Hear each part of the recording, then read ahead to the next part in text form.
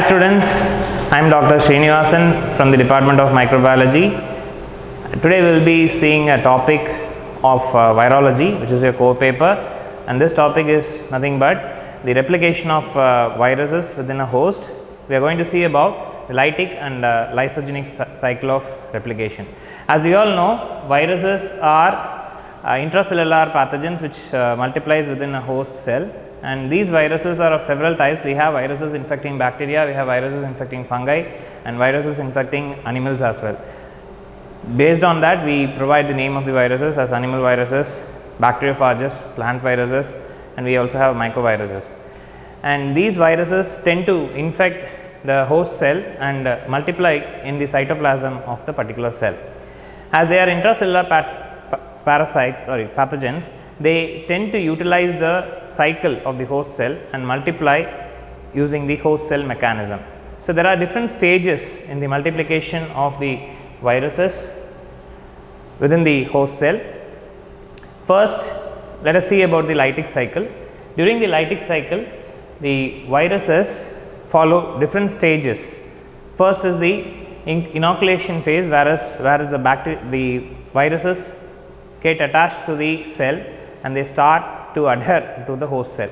Next stage is the eclipse stage, wherein the virus undergoes a hidden phase while starting to utilize the host cellular mechanism. And after that, from the eclipse phase, it goes to a burst stage, wherein the virus rapidly multiplies within the host cytoplasm, effectively utilizing the host cell mechanism, and generating multiple copies of viral genome and the viral proteins within the cell. So, during this burst phase, you will have heavy viral load particles within the host cell cytoplasm, and after that you will have what is called as the burst size, wherein the viruses will tend to release from the host cell and start to infect the neighboring cell. So, this burst size determines the effective virulence of a particular viral species, be it a plant virus or an animal virus or a virus which infects a fungi or a bacteria. Each virus has its own burst size, and based on this burst size, it shows its own specific virulence nature. So, these viruses follow different stages during infecting the host cell.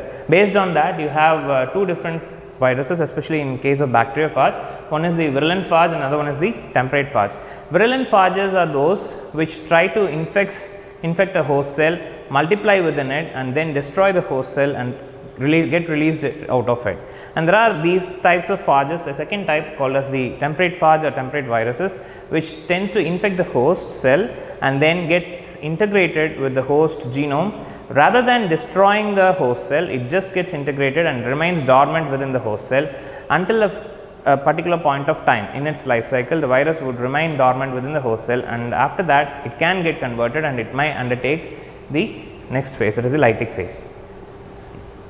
During the lytic cycle of the virus, it has different stages in it. Let us see a pictorial representation of the lytic cycle of a virus.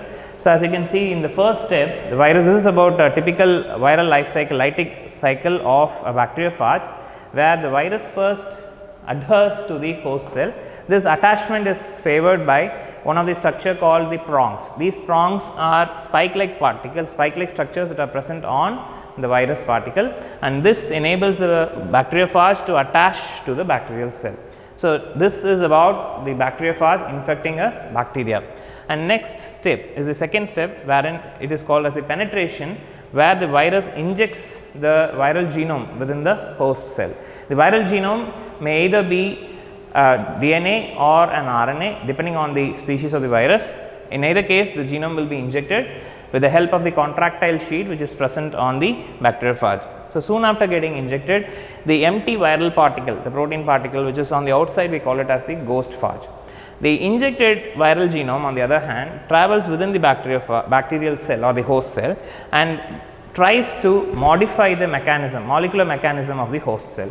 Modification of the host cell mechanism is made possible by undertaking the transcription and translation machinery of the host cell. So, in due course, the bacterial cell will be functioning on behalf of the viral particle, that is the bacteriophage which has infected it, rather than for its own self. So, as a result of the transcription and translational machinery modification, the bacterial cell, the host cell has the proteins that are synthesized, that is viral proteins that are synthesized, and these proteins are then assembled together to form new viral particles, and finally as an end stage these viruses gets released from the host cell through rupturing of the host cell. So, these 5 steps forms the lytic cycle of a bacteriophage. So, I hope you all understood. Thank you for listening. We will see about the next phase of the virus particle in the next class. Thank you.